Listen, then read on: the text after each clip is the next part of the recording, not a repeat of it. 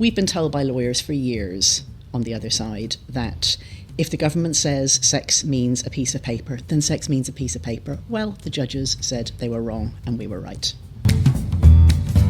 Hello and welcome to Spectator TV.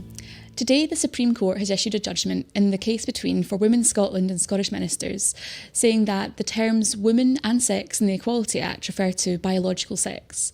The unanimous decision of this court is that the terms woman and sex in the Equality Act 2010 refer to a biological woman and biological sex.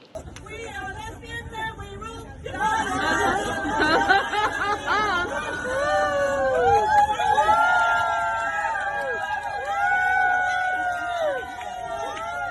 What does this mean for women's rights groups that have been campaigning on this issue, and what does it mean for women's rights going forward? I'm Lucy Dunn, and today I'm joined by Michael Foran, a lawyer and lecturer at the University of Glasgow, and Helen Joyce, an author and a women's rights campaigner. Could you tell us a bit about what that judgment is and what it means? So the case was predominantly about the question of what sex means in our anti-discrimination law.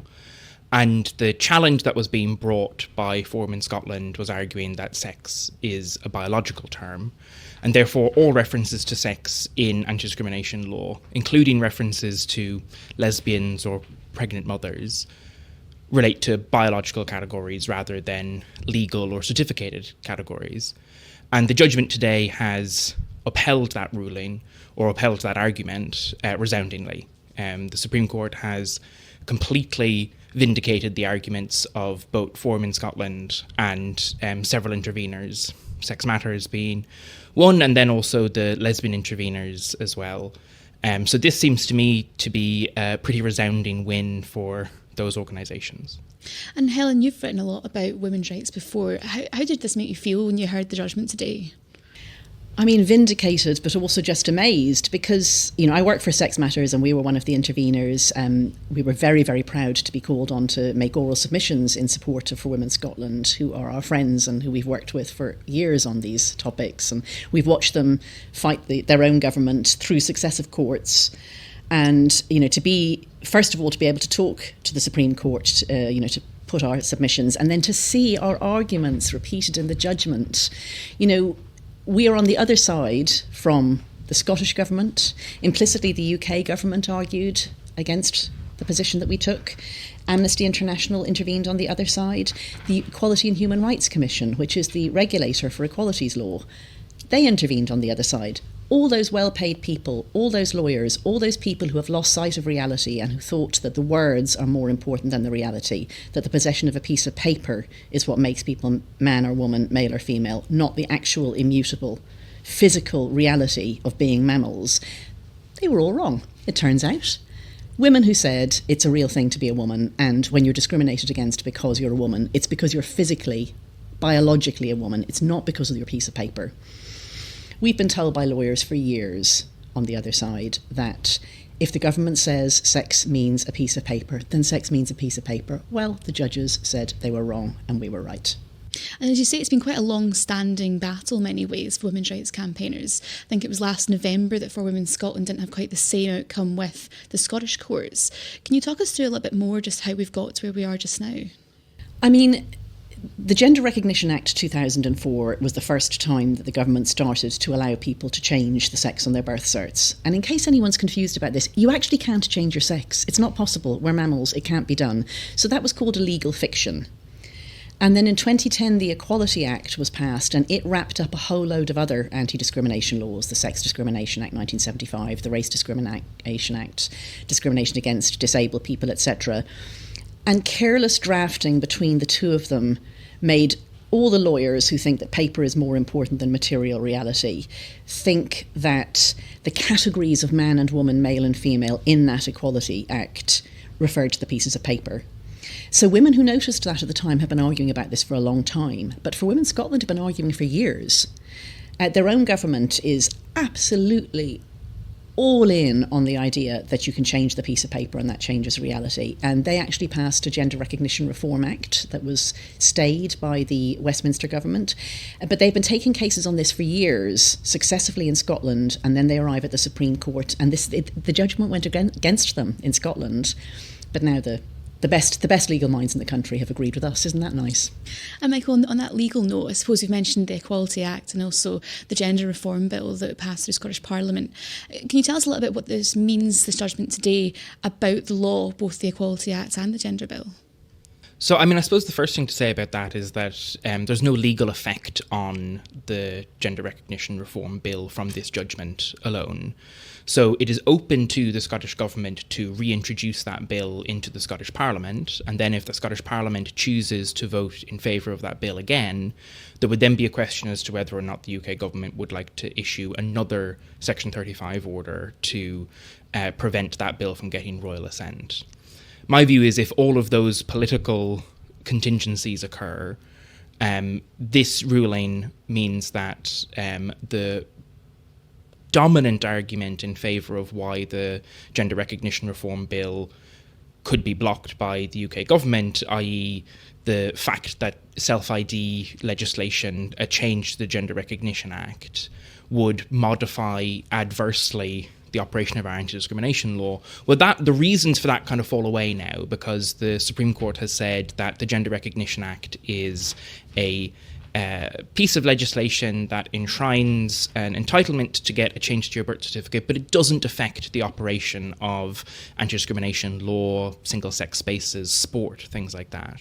And a lot of the adverse effects that had been put forward by the UK government to justify blocking the bill were because of the interaction between the Gender Recognition Act and the Equality Act. So if all of those political contingencies were to occur, and I'm not sure they necessarily would, there would be a harder legal argument for the UK government to rely on to block a Gender Recognition Reform Bill again, because the bill would effectively simply be legislation relating to certificates that people can have privately but which don't affect the way they interact with the world or how they interact with our protections in law for single-sex spaces or sport or things like that.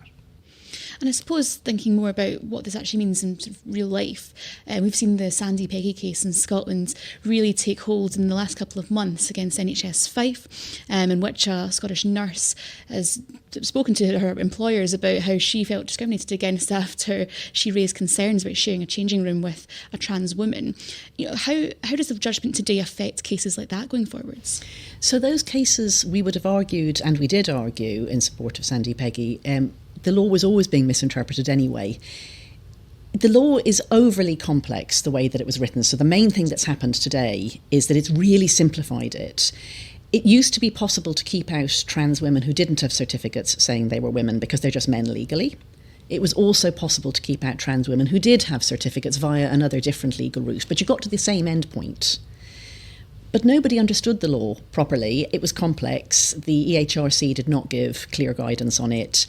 And organisations like Stonewall had really consistently misrepresented the law. So people like NHS Fife seriously thought that they were doing the right thing, telling a woman that objecting to having a man changing her sharing room. And to be clear now, the doctor in question is a man legally as well as physically. He doesn't have a gender recognition certificate. So it doesn't affect it directly. What it does is it just clarifies the law so much that now we can go back to people who said that self-ID was the law, which it never was, and say to them, look, you've really got this wrong. The one group which it would have affected the law for, the big group that it would have affected the law for, is lesbians. Because the way that the law worked, that this thing that I said, that there were two different routes to keep men out of women-only spaces, that doesn't hold for associations. It held for single-sex spaces, it held for sports. It didn't hold for associations. So if the judgment had gone the wrong way today, an association of lesbians would have had to admit a heterosexual man who had a piece of paper saying he was a woman. I mean, that was actually a big part of why the Supreme Court ruled the way they did, because that's obviously not just outrageous, it's a destruction of the human rights of lesbians, because they, like everybody else, have freedom of association. And I suppose looking at the politics side of things as well, I mean, you work in Scotland, Michael, and I suppose it'd be interesting to hear your thoughts on whether you think, I suppose, leading up to the 2026 Hollywood elections, whether the Scottish Government will try and have another look at the legislation that they had tried to push through under Nicola Sturgeon, whether that be in their interests, and kind of what the atmosphere maybe is north of the border about the sort of priority that gender identity has now on the list of people's priorities when they do look towards who they want to vote in next time? I mean, I think that's a great question. It's slightly outside of my area of expertise, so I'm kind of just giving you some generic thoughts here. But my understanding is that, up until the Gender Recognition Reform Bill, there was basically one political question in Scotland, which was independence. Which side did you fall one way or the other on independence?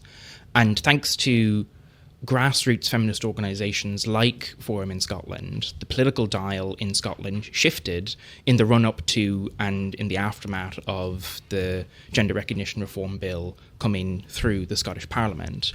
And at that point then you had two political questions that were relevant, and one of them relating to sex and gender identity was not popular. At least the position that was coming from the Scottish government was not popular.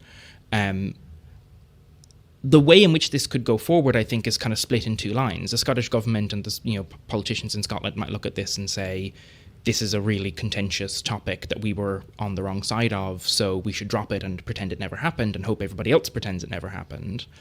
Or they could say, this is an issue of Scottish nationalism and the kind of sovereignty of the Scottish Parliament, and this was legislation that was passed by the Scottish Parliament that was blocked by the UK government as a result of our constitutional settlement that many people in the Scottish Parliament disagree with, and they might see this as an opportunity to revive the politics around the Scottish Parliament. My own view is that that's a pretty difficult political decision that will have to be made, because it's not as if the Scottish Parliament had been blocked from enacting legislation that was wildly popular in Scotland. And I think that then, generates the kind of tension that you might have between the two major political questions in Scotland right now. One thing they will be looking at is they've just been really roundly defeated. Is it really what you want to do, to pick a fight with people who have just won so comprehensively? Because if they do this, women will just keep fighting. It's too important. It's existential for women that we can have the protections we need in law. And I suppose that sort of comes back to what Michael was saying about the shift of a political dial. And I suppose maybe now looking at what political party leaders are saying on this subject, it does feel as though there has been movement, even in the last 12 months, about just where party leaders like Keir Starmer of Labour and John Swinney even himself want to stand on the issue. And to my mind, it seems it's only the sort of Scottish Greens really that are left really campaigning, against what women's rights campaigners are saying. Is that something that you've picked up in terms of just how that has been shifting? Oh, completely it's been shifting. But what you've seen is a lot of people arriving at a totally untenable point, like the Keir Starmer line of 99.9% of women don't have penises. Keir, it's 100%. It's just ridiculous. Like when a sentence like that comes out of your mouth, you've got it wrong. And now the Supreme Court justices have said they got it wrong. So, somebody like Keir Starmer, who's a very clever lawyer, he obviously was ignoring the sort of common sense view, the view that women said, look, really no men. You might listen to the Supreme Court justices, and I think he'd be quite grateful, because that was a stupid line and it was a very unpopular line. And, if you're willing to say that any women have penises, in literally every interview, someone is going to say, how many is it now? Are we down to 1 in 1,000? Wouldn't you love to have an excuse to give up this nonsense? So one thing the Supreme Court has done today is it's given all the politicians who thought this is a very complex issue, there's faults on both sides, we need to take the heat out of it, all those things, it's given them an excuse to just say the Supreme Court has spoken. And Michael, just going forward, do you think, we've talked about clarifying the Equality Act and just getting that bit more sort of understanding of what exactly the law means. Is there more that can be done on this, or are we kind of at a really good point just now? I mean, it looks to me, I'll caveat that I've not had an opportunity to read the full judgment yet. I've just, I was in the court, I was able to see the decision being handed down, and I've seen the summary. But this strikes me as, a piercing light of clarity through a lot of heat that has been coming and that has been thrown around in the political discourse around this topic. I mean, 2 points that I would say that I think are important to mention about this judgment. The first is that the conclusion the court came to was as a result of a very complicated legal argument about statutory interpretation. The justices did not take a straight down the line political assessment of what they think would be a good thing for politics, and they were clear when they were handing this down that this was complex statutory interpretation. And as a result of that, I mean, they very much affirmed the arguments that have been put forward by Forum in Scotland. Sex Matters got a particular shout out by the the court in the judgment that they had handed down, and the lesbian interveners as well. So the arguments that were put forward, the very complicated legal arguments that were put forward by these parties, were taken up by the court. And the second thing is that the court was quite clear that this judgment is not an attack on trans people. This judgment is a defence of the rights of women. It is a defence of the importance of biological sex as a vector for both oppression and discrimination, and therefore something that's worthy of protection in our anti-discrimination law. But the court was clear this does not take away from the anti-discrimination rights that transgender people have. They are protected, but they are protected separately in our Equality Act, in the same way that religion is protected separately from race.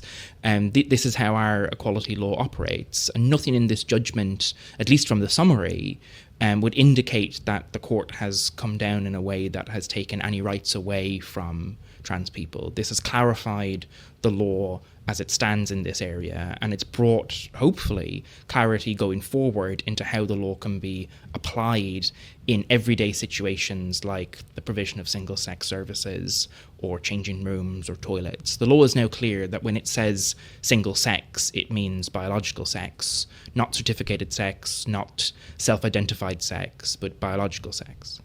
And Helen, on your side of things, do you think that there's more that For Women Scotland and campaign groups like that want to do now to kind of push this argument, or do you think that this does mark a real turning point? It's a turning point. It makes it very clear what equality law is meant to be doing and what, as Michael said, single sex means. But people have been misinterpreting this for so long that we now need to get the message out. And it's not us that should be doing that. It's the government, it's the regulators, it's the Equality and Human Rights Commission. But because this judgment is so clear, and because it makes the Equality Act operate clearly as opposed to via weird exceptions and, different routes for people who do and don't have pieces of paper, it'll just be the sort of thing that you can write on one side of a postcard. Nobody should need to get a gender studies degree. Nobody should need to have to read the Equality Act. You don't have to be a barrister if you're a pub owner and you just want to be able to have men's and women's toilets, because you know that if you let men into the women's toilets in a pub, bad things are going to happen. Now you can just, without any fear of legal action, you can say, that's for men, that's for women. I understand that you're a man who wishes that you were a woman, identifies as a woman, wants to be talked about as a woman, but you're not a woman, so you can't go into the women's space. It's made it very, very easy to just do that. But this is not the only law. There are other laws that have got screwed up by this idea that sex is a self-identified or a certificated thing rather than a biological reality. We have put in application at Sex Matters for judicial review of 2 other laws in which this happens. I'll just explain one of them, which is the Searching Act, the way that police search people. Police forces up and down this country say that if a male police officer has a piece of paper saying that he's a woman, he is entitled to strip search women. And I mean, if anyone has been strip searched, this is not a dignified experience. The law actually says that you must be searched by someone of the same sex, but they have been interpreting it as saying that if a man has a piece of paper saying he's a woman.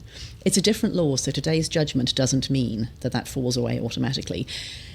But it would be a very brave person who reads that judgment and thinks, these arguments work for lesbian associations, these arguments work for single-sex toilets, these arguments work for, changing rooms.